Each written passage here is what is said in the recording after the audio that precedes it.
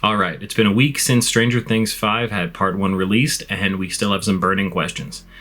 This episode is going to be all about Will Byers. All right, so at the end of this season's Part 1, we find out that Will has some awesome powers. We don't know how he got them. We assume it's because of his connection to the hive mind, but it basically makes Will the most powerful person in the show next to 11 at the moment, although Callie, potentially, is another huge person that we've just added to the game board. So let's talk about why Will might have these powers and what's going on. Now, Will has had the connection to the Upside Down since Season 1, when he was captured. In Season 2, he was the vessel for the Mind Flayer. He was used as a spy, and also basically became part of the hive mind.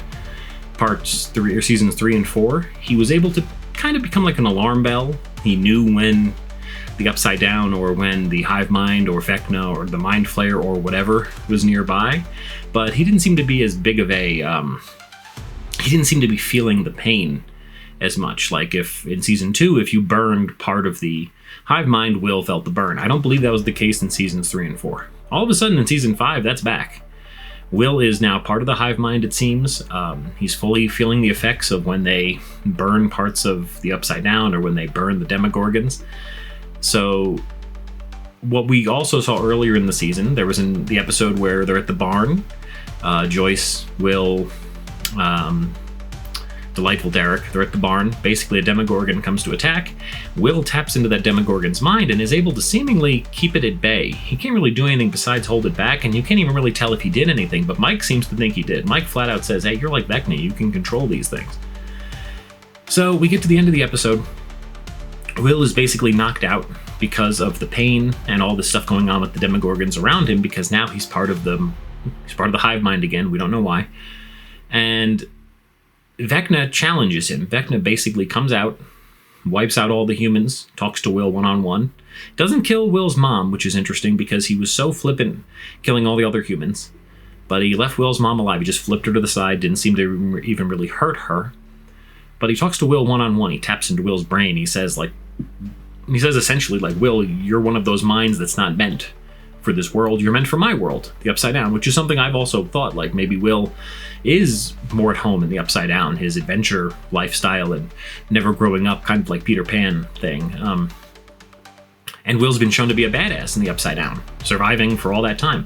So Vecna is talking to him, and as soon as Vecna leaves, he sends some Demogorgons out to attack Mike, Lucas, and I always forget her name. I go blank on this. It's so silly. It's Maya Hawke's character, but it doesn't matter. The lady from Scoop's Troop.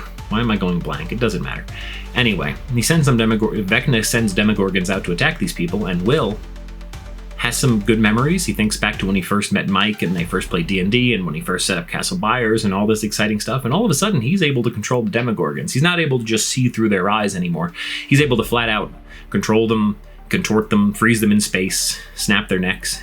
And interestingly enough, unlike when 11 uses her powers, when Will uses his powers, his eyes go white, which really looks like Evil Ash from Evil Dead 2. So that's something to think about.